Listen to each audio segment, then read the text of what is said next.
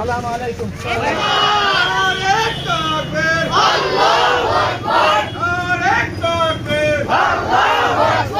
আজকে আমাদের ইমাম মহোদয় সুদীর্ঘ 41 বছর ইমামতি করার পর সসম্মানে অবসরে যাচ্ছেন। আমাদের মসজিদের পক্ষ থেকে ওনার জন্য সামান্য কিছু তোহফার ব্যবস্থা করা হয়েছে।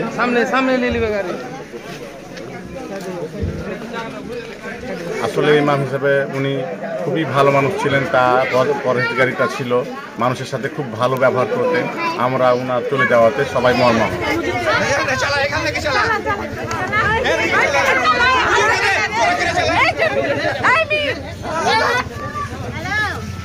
41 বছরে উনি অনেক ছেলে এবং মেয়েকে কোরআন শরীফ শিক্ষা দিয়েছেন। এখানে মক্তব চালু আছে, তো ইহার মাধ্যমে উনি অনেকগুলা অ্যাকচুয়ালি ডাটাটা দিতে পারছে না, কিন্তু অনেকগুলোই ছাত্রছাত্রী ওনার মাধ্যমে কোরআন শরীফ শিক্ষা গ্রহণ করেছে। হুজুর আমাদেরকে কোরআন শরীফ শিখাচ্ছে, আমাকে ব্যক্তিগতভাবে কোরআন শরীফ শিখাচ্ছে অনেকদিন আগেই। তারপরে হুজুরের হাত ধরে অনেকে কোরআন শরীফ শিখেছে আমাদের এখানে।